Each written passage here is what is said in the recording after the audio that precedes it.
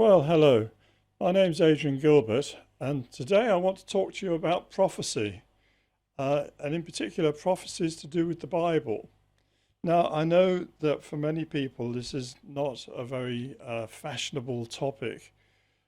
We tend to think these days that the Bible is this book that's really been disproven, that it has no real relevance to our lives. You know, we've got science now, we've got Newton, we've got Einstein, we've got all sorts of things, and we have a very different view of the world from that which was held by people in the past, the people who were writing these documents that we call the Bible.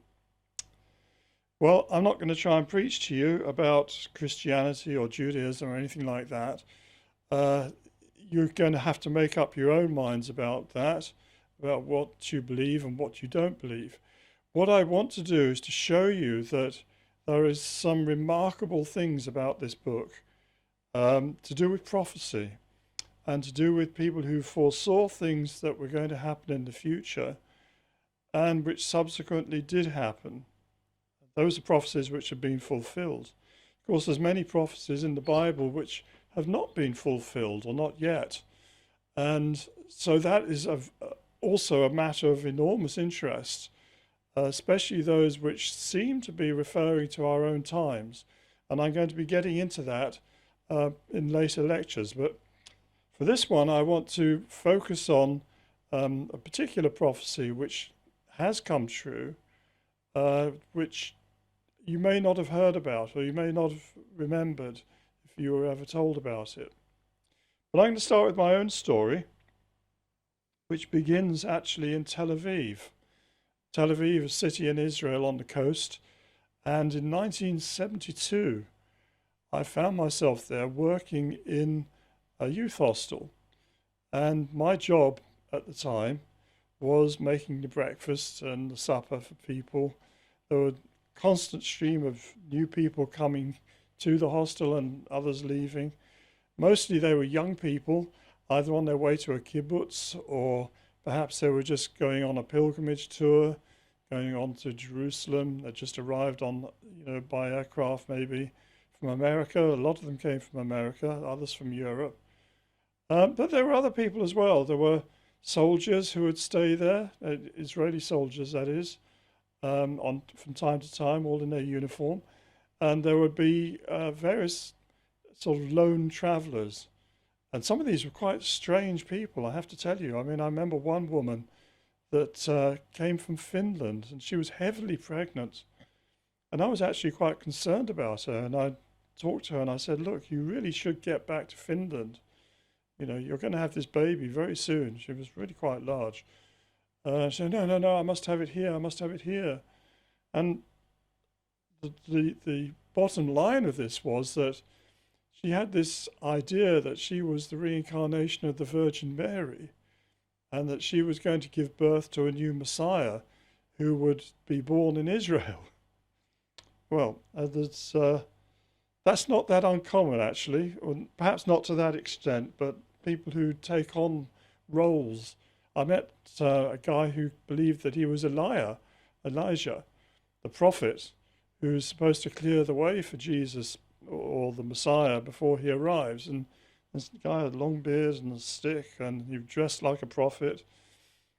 Mad as a box of frogs, but these people, that somehow people come to Israel, and particularly those who've been taking a lot of drugs, and there were people who were taking drugs, get a little bit addled, and they kind of take it all internally, and they want to be part of the story, and somehow their mind decides that they are the Virgin Mary or John the Baptist or whatever. But those were, there weren't that many of those, I have to tell you, but it is a well-recognized syndrome in Israel, what they call the Jerusalem syndrome, and they actually have special ward for treating people, psychiatric treatment for people who've got perhaps a little too involved in the stories that they've read and their own position within it.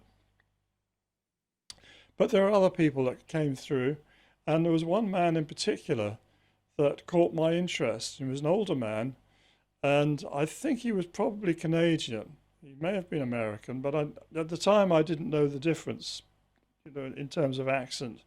I would recognize now, but I was only quite young in those days, 22, 23, and so I wasn't sure whether he was Canadian or American. But be that as it may, he would sit in the corner all on his own, and he had a Bible, something like this, and it was stuffed full of notes, and he would be looking at it. There were lots of things underlined in it, and he would be writing in his journal other notes. And he seemed very, very intense with his Bible, and nobody would speak to this guy, because most of the young people, yeah. But something in me, I felt I needed to speak to him, that he might have some kind of some wisdom or message for me. So I went up and I struck up a conversation, and I said, "Yeah, it's good to see that you're studying your Bible. Isn't it interesting being here in Israel when the Jews have come back?" And he said, "Well, Judah's come back, but Israel hasn't." Well, that kind of threw me at first. But we'll get onto that in later lectures. But he showed me various things in the Bible, and the first thing he showed me, which I hadn't realized before, I had read parts of the Old Testament when I was much younger at school. I was brought up as a Roman Catholic, and Catholics tend not to read the Bible very much. They are more into the kind of ritualistic side of Christianity than the scriptural. And so I wasn't that well up on my Old Testament. But anyway, he took his Bible and he showed me. And he took me to the Psalms, if I can find them. And in particular, to Psalm number 22. Actually, before I go into that, I'm going to take you into the Matthew Gospel. You'll see why in a minute. Matthew Gospel is the first of the four Gospels and gives you all the story of Jesus, but it ends up with the crucifixion and the resurrection. And the crucifixion, I'm sure you all know all about that. Jesus is nailed on the cross. And recorded in this Gospel are his last words. And this gentleman showed me this. So I'm going to read this out to you because at first sight it doesn't make much sense. Not from a Christian point of view anyway. So it says here, "Now from the 6th hour there was darkness over all the land until the 9th hour." Now I should tell you that 6th hour would be what we would call 12 a.m., 12 p.m., noon, because they start from the first daylight at 6 a.m. So the 6th hour would be 12 noon, and the 9th would be 3 o'clock in the afternoon. So 3 p.m. So at about the 9th hour, which is 3 p.m., Jesus cried with a loud voice, "Eli, Eli, lama sabachthani," that is, my God, why hast thou forsaken me?" And some of the bystanders hearing it said, "This man is calling Elijah." And one of them at once ran and took a sponge, filled it with vinegar and put it on a reed, and gave it to him to drink. But the other said, "Wait, let us see whether Elijah will come to save him." And Jesus cried again with a loud voice and yielded up his spirit. So these are the last words of Jesus on the cross. And he's saying, my God, why hast thou forsaken me?" Now, this seems a very odd thing. He's going through this whole crucifixion thing. And if you're a Christian, you understand that as being an atonement for the sins of mankind. And yet there he is, he's telling God, "Why have you forsaken me? Why haven't you done anything for me?" And Elijah doesn't appear. I should tell you, Elijah was the prophet in the Old Testament at the time of Ahab and Jezebel, going way back time before um, before the captivity in Babylon, and it's actually prophesying to Israel. And he's the one who, before he died, he went down to the Jordan with his disciple Eliseus, and Elijah told Eliseus to keep watching him, and then suddenly a chariot of fire or something came out of heaven, gathered him up and took him away. So he's one of the figures in the Old Testament who's taken up to heaven, body and soul. Make of that what you will. But people had always been expecting him to come back and prepare the way for the Messiah. This is one of the prophecies in there. And of course, Jesus said that Elijah had come back. He was John the Baptist. But anyway, so we have the situation. They're saying, well, where's Elijah? Why has God forsaken him? All very confusing. However, when you go to Psalm 22, and we'll go back there now, it actually begins. This is one of the Psalms of David, right? David was a king of Israel. He started out his life as a shepherd boy, and then the Israelites were being oppressed, the Jews being oppressed by the Philistines and this big giant Goliath. And everyone's frightened of fighting Goliath, as you would be. But David went out and he took a stone, put it in his slingshot, threw the stone at Goliath. It hit him on the head, knocked him out. And then David was able to go take Goliath's own sword and cut his head off. And actually, you see, if you go to Florence, you'll see this big statue of David by Michelangelo with the head. That's a major work of art. But this is one of the great stories in the Old Testament. After that, now David was also could play the harp, and he composed songs. So he had a sort of little job as a minstrel for the king Saul. And later on again, David kind of rose to further prominence, and eventually he became king himself. So David had this special role, and all the other kings were looking back to David. And there's a lot of prophecies to do with him. But the situation here, we have David writes this psalm, and it begins here. I can use my magnifying glass again because my eyesight's not brilliant and this print is quite small. And he starts, my God, why hast thou forsaken me? So those are the words of Jesus on the cross.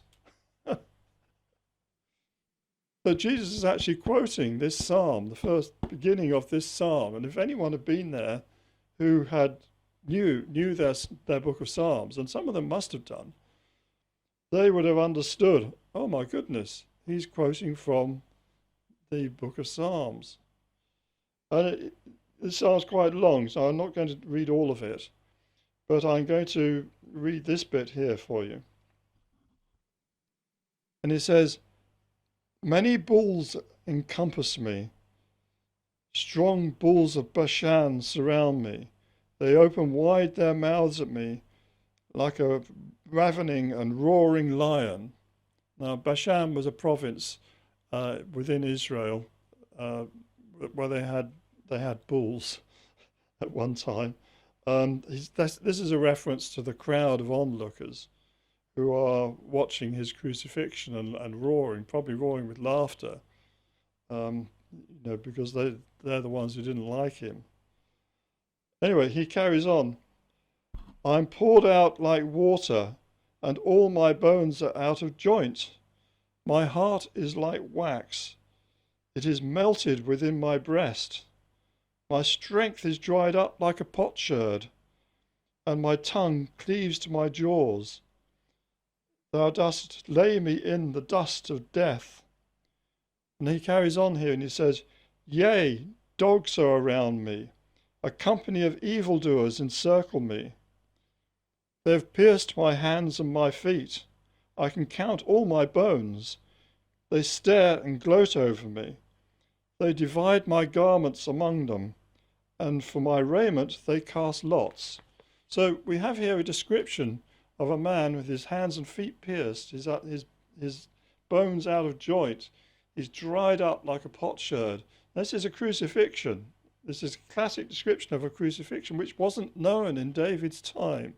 David was writing this 1,000 years before the birth of Jesus Christ. And yet here we have a description of the crucifixion and the suffering of the sort of drying out is one of the worst aspects of being crucified.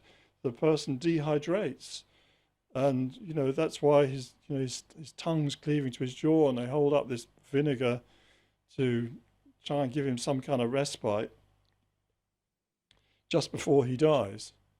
But there's this other bit here, and he talks about how they are casting lots for his raiment, and they divide his garments among them, and for my raiment they cast lots. Now, when you go to the John Gospel, he actually describes how this actually happened. He says here, when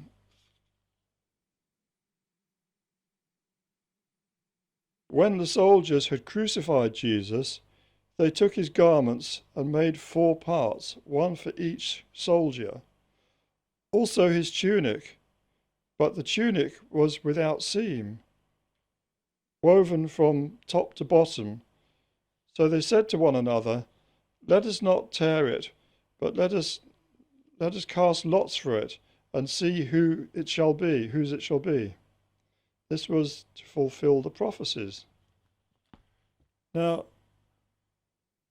these are the wild dogs, the Roman soldiers, right? They're watching him. They're divided up whatever clothing or goods he had with him, and this robe that he was wearing had been woven all in one piece. So they thought, well, we won't wreck that. Let's cast lots for it. Best man win. So that was actually described by King David 1,000 years earlier. Now, when this old man in Tel Aviv showed me these things, I was absolutely astounded because I hadn't really given that much credence to the concept of Old Testament prophecies. Yes, I knew about the book of Revelation, which was very, very weird. I mean, I'd read it. I first read it when I was 14. All these dragons and harlots riding on the back of them, 4 horsemen of the apocalypse, 666, and all. I couldn't make head nor tail of that. And I asked a priest about it, and he had said, don't worry. None of us understand it. It's for the future. Yeah, it's not going to happen in our time. It's, long, far in the future. So don't worry about it. Well, I did worry. And later on, I got very, very interested in that, and I'm going to make some lectures about that. But I was very struck by what this man had to tell me, and it started me on my quest. And a few weeks later, I was in Jerusalem, and I bought this Bible, this very Bible. And as you can see, it's got bits of paper, and it's got underlinings and corners of pages folded over and so on. In my Bible now, just as it was with his.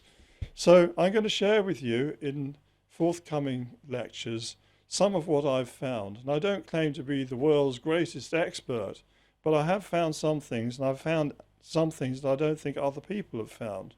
So I'm going to share those with you, and we'll discuss it, because I do believe that we are living in the end days.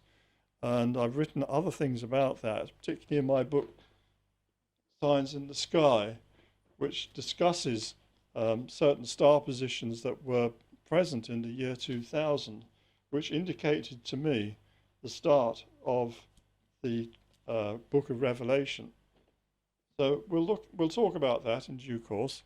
There's other I've put other videos up regarding a trip I took a bunch of people to Egypt and Israel to observe these star patterns and what the position of the sun was doing. But that's all up on YouTube on my channel, so you can find that there. But I will be discussing it further as well.